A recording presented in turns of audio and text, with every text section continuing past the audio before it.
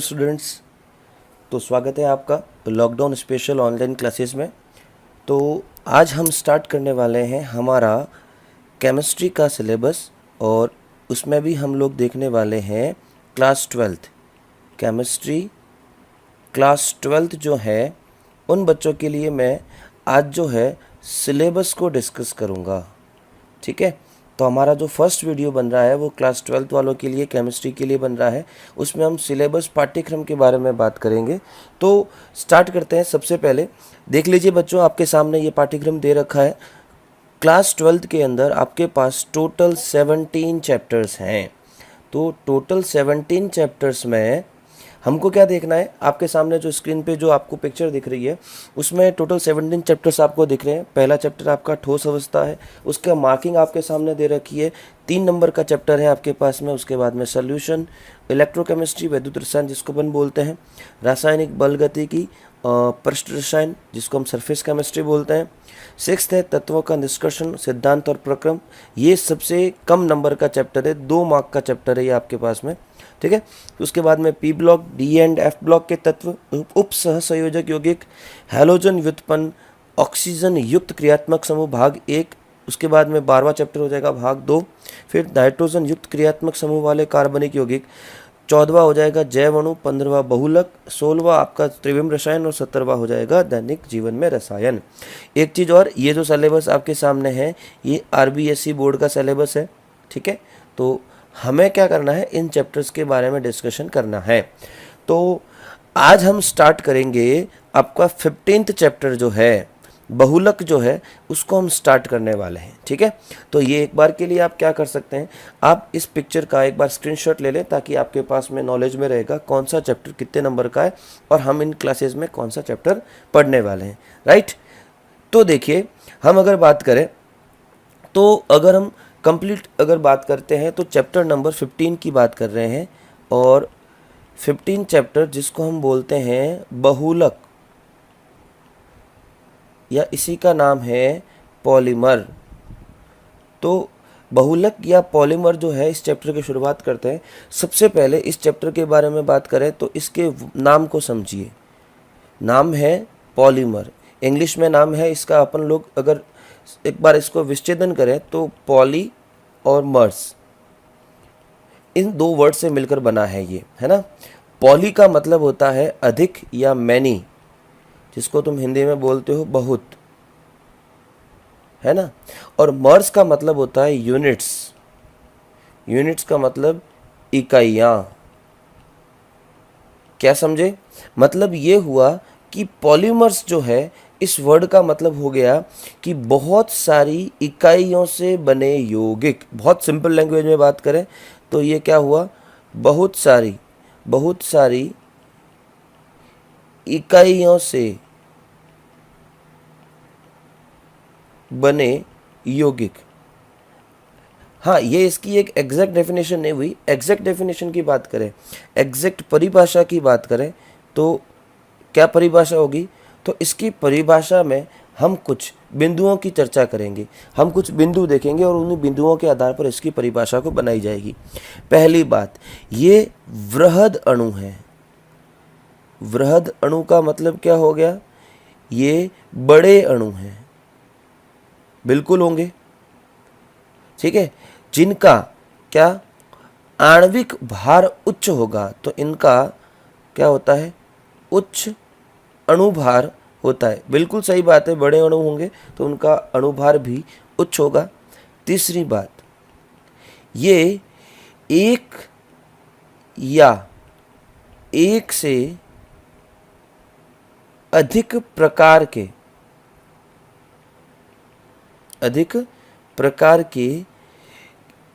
सूक्ष्म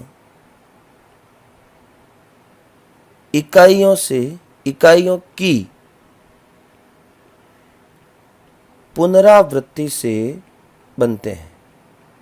इकाइयों की पुनरावृत्ति से बनते हैं। ये बड़ी काम की लाइन है।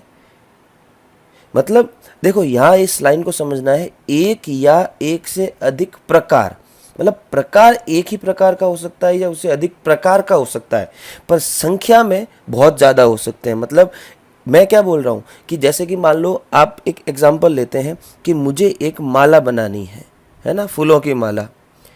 अब अगर मैं सिर्फ उसमें गुलाब के फूल डालता हूँ, सिर्फ गुलाब के, तो मेरे पास जो फूल हुआ वो एक ही प्रकार का हुआ ना, सिर्फ गुलाब। बनी तो क्या, माला। तो संख्या क्या है, संख्या तो कितनी भी हो सकती है ना, बस प्रकार जो था वो फूल एक ही प्रकार का है, इसलिए ये हुआ एक माला।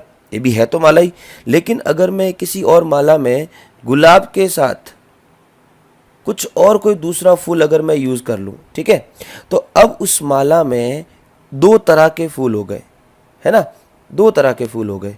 तो ये भी माला ही है और ऊपर वाली भी माला ही थी, दोनों बहुलक है एक तरह से। बस ये जो पहला बहुलक है उसमें एक ही प्रकार की एकलक इकाई थी, तो उसको एक ही प्रकार की सूक्ष्म इकाई थी, तो ये भी एक बहुलक ही हुआ। और इसमें एक से अधिक प्रकार की इकाई थी, ये भी हमारे लिए क्या हुआ, बहुलक ही हुआ। तो बहुलक में एक ही प्रकार की बहुत सारी इकाइयाँ हो सकती है या एक से अधिक प्रकार की भी बहुत सारी इकाइयाँ आपके पास हो सकती है। तो इसको इस तरह से समझना है, मतलब ज़रूरी नहीं है कि एक ही प्रकार का हो या अलग अलग प्रकार का हो, होगा एक से ज़्यादा, है ना। चलिए, उसके बाद में अगर चौथी मैं इम्पोर्टेंट बात करूं, तो चौथी इम्पोर्टेंट बात यहाँ पे हो जाती है कि जितनी भी ये सूक्ष्म इकाइयाँ हैं, सूक्ष्म इकाइयाँ क्या कहलाती है, इन्हें कहते हैं एकलक। क्या बोलते हैं इनको, एकलक। हिंदी में इनको बोलते हैं मोनोमर।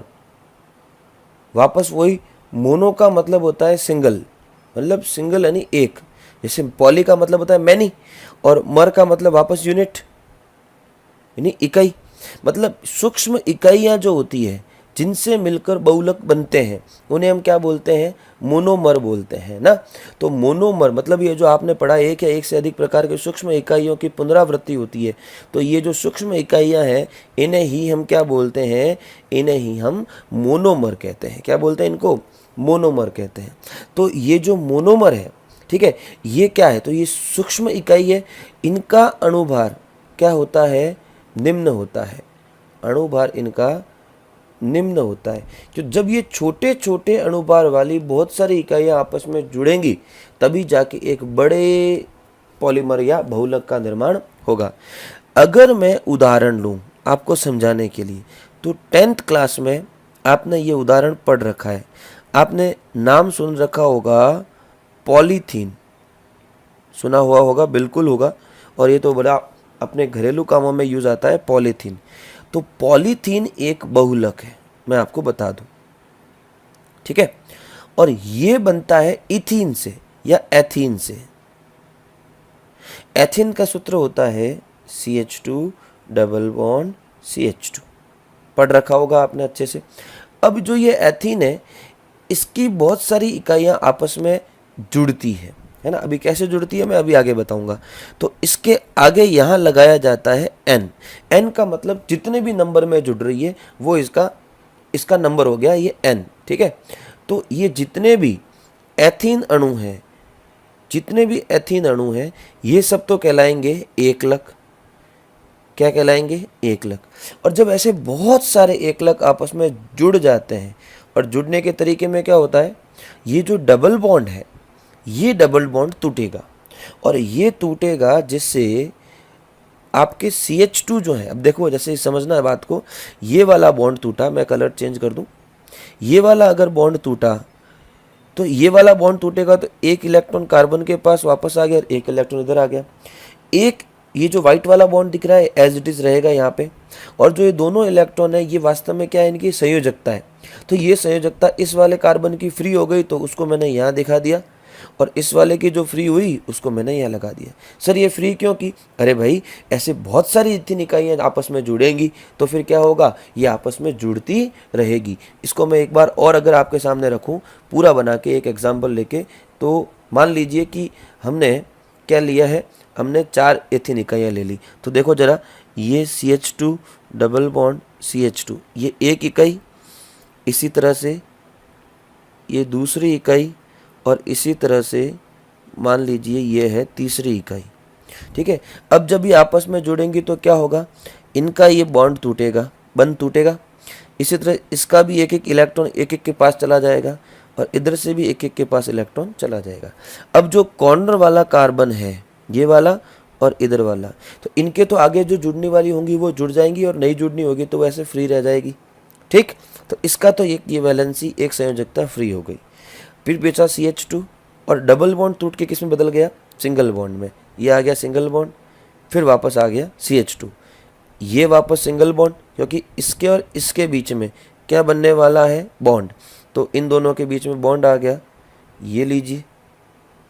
फिर इसके और इसके बीच में, इन दोनों के बीच में क्या बनेगा, वापस बॉन्ड बनेगा, ये आ गया इन दोनों के बीच में भी बॉन्ड, और उसके बाद में ये आ गया इधर। समझ में आई बात। तो अब ये तो थे सारे एथिन, थे एक ही प्रकार के, पर नंबर कितने भी हो सकते हैं, वो जैसा आपको पॉलीमर बहुलक चाहिए, और ये कहला देगा पॉलीथीन। ठीक है, तो क्या है यहाँ पर अपने को 4 पॉइंट याद रखने हैं कि 4 पॉइंट तो हो ही गए, एक 5वां पॉइंट और मैं डिस्कस करूंगा अभी। तो ये एग्जाम्पल आपको समझ में आ गया होगा, आशा करता हूँ। अब बात करते हैं 5वें पॉइंट की।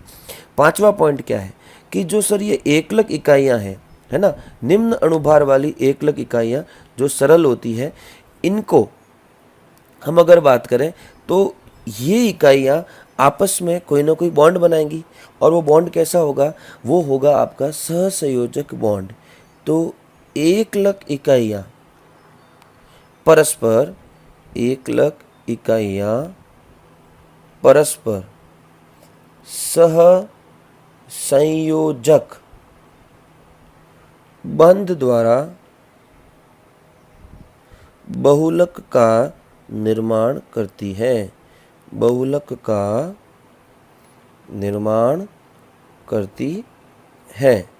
ये आपके पास 5 पॉइंट आपको पता होने चाहिए, है ना। ये 5 पॉइंट है, हालांकि अभी तक हमने परिभाषा नहीं दी है, तो आप चाहें तो इनका स्क्रीनशॉट ले लें, इनको पॉज करके, ताकि आपको समझ में आ जाएगा कि क्या था क्या नहीं था, और हो सके तो पास में एक कॉपी रखें जिससे आप इसको समझ सकें बार बार। अब मैं इसकी परिभाषा बताता हूँ एग्जैक्ट, तो मैं इसको रफ कर देता हूँ। ठीक है, तो वृहद अणु, उच्च अणुभार और साथ ही साथ में एकलक इकाइयाँ और परस्पर सिंगल बॉन्ड एकल बंध बन जाते हैं। तो बहुलक क्या है, तो बहुलक वे उच्च अणुभार वाले वे उच्च अणुभार वाले वृहद अणु होते हैं, वृहद अणु होते हैं जो सूक्ष्म सरल इकाइयों की बार बार पुनरावृत्ति से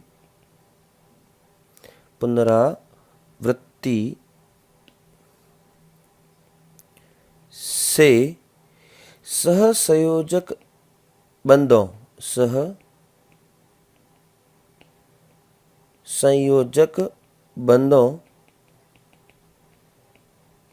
के निर्माण से बनते हैं। देखो इसमें 5 पॉइंट आ गए। बहुलक उच्च अणुभार वाले यौगिक होते हैं, ये एक वृहद अणु होते हैं, सूक्ष्म सरल इकाइयों, जिनको हमने क्या नाम दिया था, एकलक। क्या नाम दिया इनका, एकलक। इनसे बने हुए होते हैं, बार बार इनकी क्या होती है, पुनरावृत्ति होती है। ठीक है, और इनके बीच में क्या बनते हैं, सहसंयोजक बंधों का निर्माण होता है। इन्हें हम क्या बोलते हैं, बहुलक कहते हैं। चलिए भैया, बात समझ में आ गई। ठीक है, तो अब हम बात करते हैं इसके अगले टॉपिक की। तो परिभाषा अपने पास हो गई बहुलक की, बहुलक क्या होते हैं। अब हमारा जो अगला टॉपिक है, इसको आप स्क्रीनशॉट ले लें, आप एक बार साथ में हो सके तो कॉपी रखें, नोट करते जाएं। अब हम बात करते हैं इनके वर्गीकरण की। जो अगला टॉपिक हमारा आ जाता है, इनके वर्गीकरण का टॉपिक आ जाता है। ठीक है, चलिए तो अब बात करते हैं बहुलकों का वर्गीकरण। चलिए, अब वर्गीकरण के इनके बहुत सारे आधार हैं। ठीक है, टोटल आपके 5 से 6 वर्गीकरण दे रखे हैं। पहला वर्गीकरण दे रखा है स्रोत के आधार पर, स्रोत के आधार पर वर्गीकरण। तो इसके आधार पर बहुलकों के 3 प्रकार होते हैं। एक होता है प्राकृतिक, एक होता है संश्लेषित और एक होता है अर्ध संश्लेषित। ठीक है, ये हो गया पहला प्रकार। इन सब की डिटेल हम लोग आगे आने वाले वीडियोस में करने वाले हैं। ठीक है, सेकंड प्रकार हो गया एक लक के प्रकार के आधार पर, एक लक के प्रकार के आधार पर। इस क्लासिफिकेशन में, इसमें वर्गीकरण में बहुलकों को 2 भागों में बांटा गया है। एक होता है समबहुलक और एक होता है सहबहुलक। ठीक है, ये क्या होता है ये सब हम आगे पढ़ने ही वाले हैं। तीसरा आपका हो गया ताप के प्रति व्यवहार के आधार पर, व्यवहार के आधार पर। तो इसके अंदर भी हम लोग 2 क्लास पढ़ने वाले हैं। एक पढ़ने वाले हैं ताप दृढ़ और एक पढ़ने वाले हैं ताप सुनम्य बहुलक। ठीक है, चौथा प्रकार हो गया आपका आकार के आधार पर, है ना, या संरचना कह सकते हो आप, संरचना के आधार पर। इसमें हमारे पास 3 प्रकार हो जाते हैं। एक हो जाता है रेखीय, जिसको हम बोलते हैं लीनियर। दूसरा हो जाता है शाखित, ब्रांच्ड। और तीसरा हो जाता है नेटवर्क, या इसी को बोल देते हैं क्रॉस आबंधित, है ना, क्रॉस लिंक्ड या नेटवर्क सब पॉलीमर्स। 4 हो गए। 5वां प्रकार हो जाता है आणविक बलों के आधार पर, कि बहुलकों में किस प्रकार के आणविक बल हैं, उनके आधार पर आपके पास 2 हो जाते हैं। एक हो जाता है आपका इलास्टोमर, इसको हम बोलते हैं प्रत्यास्थ बहुलक, इनको कई बार रबर भी कह देते हैं। और दूसरा आ जाता है रेशे, फाइबर्स। ठीक है, तो ये हमारे पास में ये 5वीं कैटेगरी हो गई। 6th कैटेगरी वो है बहुलकीकरण के आधार पर, बहुलकीकरण के आधार पर। तो बहुलकीकरण के आधार, बहुलकीकरण होता क्या है? देखो, किसी एकलक से बहुलक बनने की प्रक्रिया, कि वो प्रोसेस जिसमें एकलक आपस में जुड़कर बहुलक का निर्माण करते हैं, उस प्रक्रम को हम क्या बोलते हैं? बहुलकीकरण। ये प्रक्रिया, ये अभिक्रियाएं 2 प्रकार की होती है। उस आधार पर हमने बहुलकों का वर्गीकरण किया है। एक होती है आपकी एडिशन या योगात्मक बहुलकीकरण, और दूसरा हो जाता है संघनन बहुलकीकरण। एक तो योगात्मक और एक संघनन बहुलकीकरण हो जाता है। तो ये आपके पास टोटल 6 प्रकार के वर्गीकरण है। इसका भी आप स्क्रीनशॉट ले सकते हैं। अब ये जो है, इस वर्गीकरण को आपको ध्यान में रखना है। हमारा जो नेक्स्ट वीडियो होगा, जो भी मैं आपके पास में नेक्स्ट वीडियो लेके आऊँगा, आज हम लोगों ने इंट्रोडक्शन कर लिया है और अब हम लोग एक एक क्लासिफिकेशन, एक एक वर्गीकरण की चर्चा करेंगे। तो नेक्स्ट वीडियो में हम 3 वर्गीकरण कर लेंगे। तो एक वीडियो में नेक्स्ट में 3 आ जाएंगे और उससे अगले वीडियोज़ में हमारे पास अगले 3 आ जाएंगे। ठीक है, तो मिलते हैं नेक्स्ट वीडियो में। Thank you so much.